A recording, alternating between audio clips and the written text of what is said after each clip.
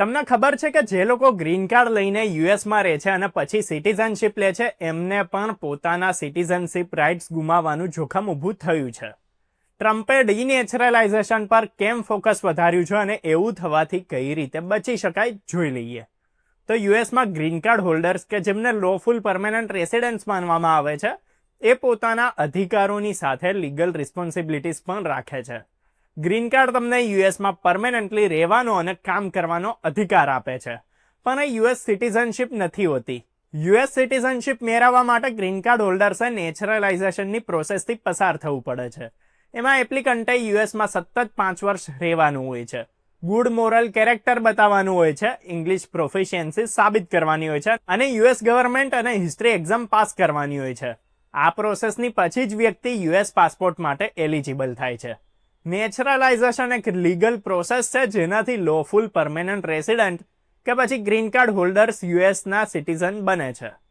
Citizenship મળ્યા પછી એમની પાસે વોટિંગ, પાસપોર્ટ અને અધર સિટીઝનશિપ રાઇટ્સ આવે છે, પણ ડીનેચરલાઇઝેશનનો મિનિંગ છે કે ભાઈ યુએસ સિટીઝનશિપને ઓફિશિયલી રિવોક કરવી. એ ખાલી કોર્ટ ઓર્ડર થ્રુ જ થાય છે અને મોટે ભાગે ત્યારે થાય છે જ્યારે સિટીઝનશિપ ઇલીગલ રીતે એક્વાયર્ડ કરવામાં આવી હોય, એપ્લિકેશનમાં ફ્રોડ કર્યું હોય, મટીરિયલ ફેક્ટ્સ છુપાવ્યા હોય કે પછી ડેલિબરેટલી મિસરિપ્રેઝન્ટેશન કરવામાં આવ્યું હોય. પાસ્ટ કેસીસમાં વોર ક્રિમિનલ્સ કે નેશનલ સિક્યુરિટી થ્રેટ્સવાળા લોકોની સિટીઝનશિપ રિવોક કરવામાં આવી છે. લેટેસ્ટમાં જોઈએ તો યુએસમાં ડીનેચરલાઇઝેશનના રિસ્ક પર બહુ મોટા પાયે સામે આવ્યા છે.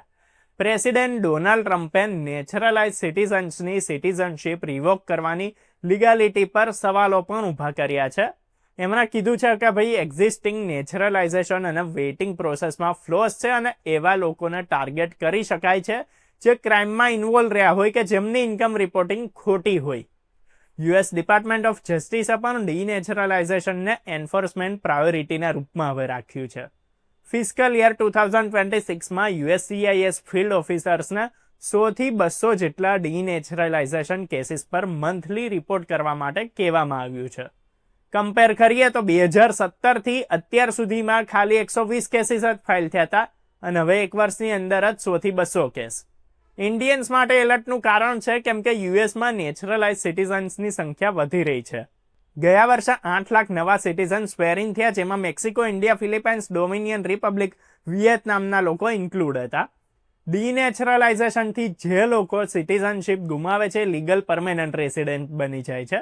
લીગલ રૂલ્સ પ્રમાણે ડીનેચરલાઇઝેશન ખાલી ફ્રોડ કે ડેલિબરેટ મિસરિપ્રેઝન્ટેશન વાળા કેસીસમાં જ પોસિબલ છે, તો યુએસ સિટીઝન્સને ડ્યુ પ્રોસેસનો અધિકાર હોય છે.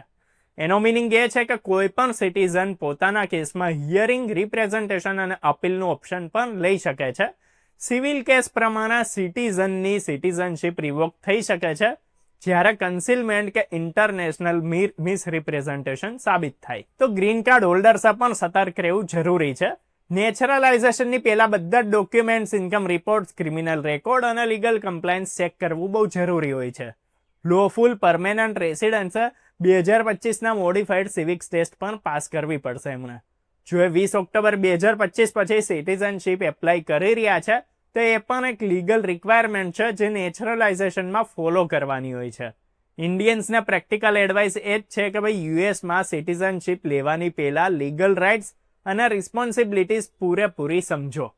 નેચરલાઇઝેશન દરમિયાન ટ્રાન્સપરન્સી અને ઓનેસ્ટી મેન્ટેન કરો. Taxes, income reporting, criminal record, disclosure અને એપ્લિકેશન ડોક્યુમેન્ટ્સમાં કોઈ પણ ભૂલ ફ્યુચરમાં ડીનેચરલાઇઝેશનનું રિસ્ક વધારી શકે છે. યુએસસીઆઈએસના રૂલ્સ સ્ટ્રિક્ટલી એન્ફોર્સ થાય છે, એટલે લોયર્સ કે ઇમિગ્રેશન એક્સપર્ટ્સની સલાહ લેવી પણ સુરક્ષિત રહે છે.